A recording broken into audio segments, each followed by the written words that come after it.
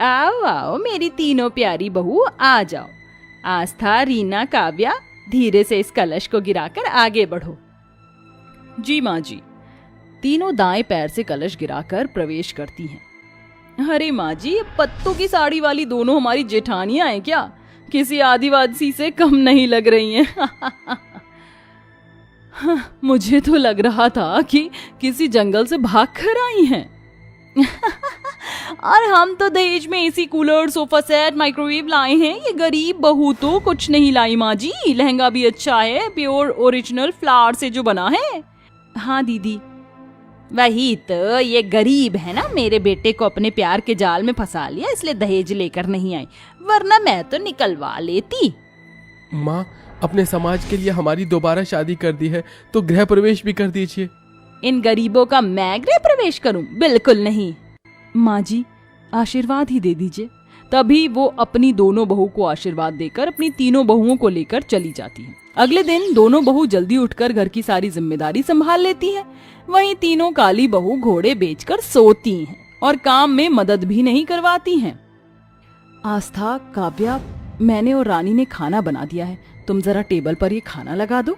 ओ hello जेठानी जी, हम यहाँ पर आपके इशारों पर नाचने नहीं आए हैं। इतना सारा दहेज दिया है, एक काम को हाथ नहीं लगाएंगे। सुन रही है ना माँ जी आप?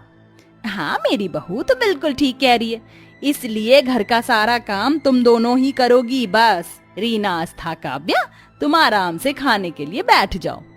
फिर दोनों गरीब बहू खाना लगा देती हैं, जिसके बाद सास और तीनों बहुएं मिलकर उनके बने खाने की बुराई करके खाना बीच में छोड़कर चली जाती हैं। वक्त गुजरता है, घर का सारा काम दोनों गरीब बहुएं ही करती हैं।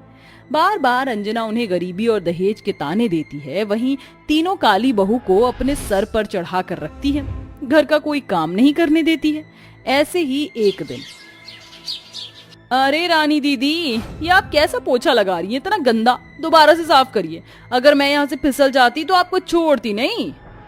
ठीक है, अच्छा हुआ तूने कह दिया, वरना मैं इसे चमक देती। माँ जी, ये जगह साफ थी, फिर भी मैं दोबारा कर रही हूँ। आखिर आप हमारे दहेज न देने से इतना मनमुटाव मन में लेकर क्यों बैठी हैं? क्यों आप हमें अभी तक नहीं अपना पा रही हैं? जो करना है कर लो, मैं तुम्हारे साथ ऐसा ही व्यवहार रखूंगी। अपनी बहू को सुनाकर अंजना फिर चली जाती है।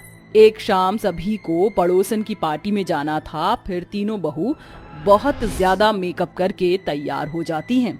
अरे वाह, आज मेरी तीनों बहुएं इतनी अच्छी लग रही कि क्या बताऊं। तुमने तो इन दोनों को भी फेल कर दिया है ना माँ जी? हम तीनों गोरे लग रहे ना, आखिर इतना अच्छा मेकअप जो किया है। अब चलिए। हम भी तैयार हो गए माँ जी। चलो, आ गई मुंह उठाकर। फिर पांचों बहू पार्टी में पहुंच जाती हैं, जहां पड़ोसन की बहू चार्ली तीनों को देखकर कहती है, अरे कुछ दिन पहले तो मैं तुम तीनों को एकदम काला कोयला देखा था, आज इतनी चमक कैसे रही हो? अच्छा एक्सपेंसिव मेकअप किया है, अमीर जो हो, बट मुझे देखो, नेचुरल ब्यूटी है कि लाइट मेकअप कुछ नहीं। तो अपनी जेठानियों को ही देख लो, तुमसे ज्यादा सुंदर लगती हैं। लिमिट में बात करो। हाँ, हम अमीर हैं तो मेकअप भी वैसा ही करेंगे। Any problem?